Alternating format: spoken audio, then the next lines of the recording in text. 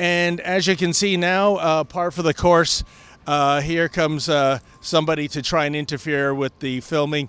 Don't think this person is indigenous or black, but, you know, part of the usual suspects that can't articulate their viewpoints.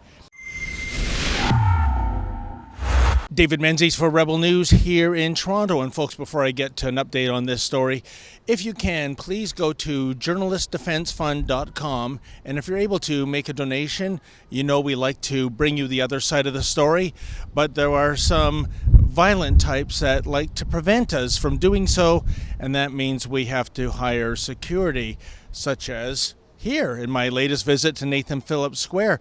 Well, folks, I got to tell you, we have been here since 5 a.m. It is now past 5 p.m. according to the clock tower at Old City Hall. And apparently D-Day has come and gone with John Tory doing absolutely nothing. Now, you may recall on Friday, these squatters here, and they're squatting illegally under 11 provisions of the Trespass Act, they were given letters, they were given a notice of trespass, and they were actually given quite a nice timeline to vacate after being here for about 2 weeks, namely today, Monday. Well, Monday came and went, and there has been zero police presence. They are still here. As you can see, some of them are ranting incoherently behind me. There's a new tent there, Black Trans Lives Are Sacred. Fancy that. So what have we learned from our mission here today? Well, I guess two things.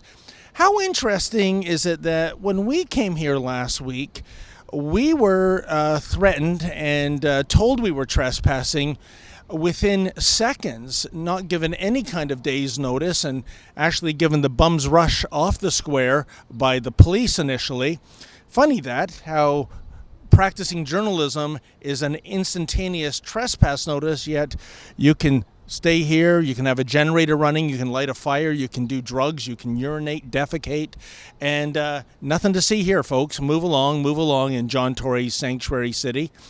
And the other thing is the weasel words that were used in the trespass notice. And for that, folks, I'm going to give you an apology, because the way I read it, I thought today was indeed D-Day, but I'm going to read verbatim what the squatters of the Afro-Indigenous Rising encampment were told.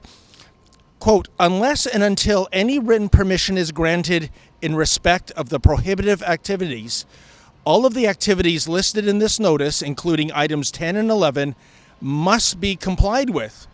Be advised that this notice may be enforced in accordance with the provisions of the Trespass to Property Act and or by any other legal means available to the City of Toronto. The City's enforcement steps may include removal of any property, including tents, on the square in contravention of this notice," end quote. So you see, folks, it's not will be removed, it's may be removed. And as you can see now, par for the course, here comes somebody to try and interfere with the filming. Don't think this person is indigenous or black, but, you know, part of the usual suspects that can't articulate their viewpoints. So, in summary, folks, as you can see, what happens now is a reaction to interference and to violence. Hi, how you doing? What are you able to say why you're here or when you're going? How about yourself, sir? We know that you're a right-wing fascist media outlet. Oh, we're a fascist media outlet. What makes us fascist, sir? The fact that the policies that you promote and the people who follow you are fascist. Such as? Such as... You okay? Debbie came to us. We were just minding our own business, practicing journalism, sir. You came to us.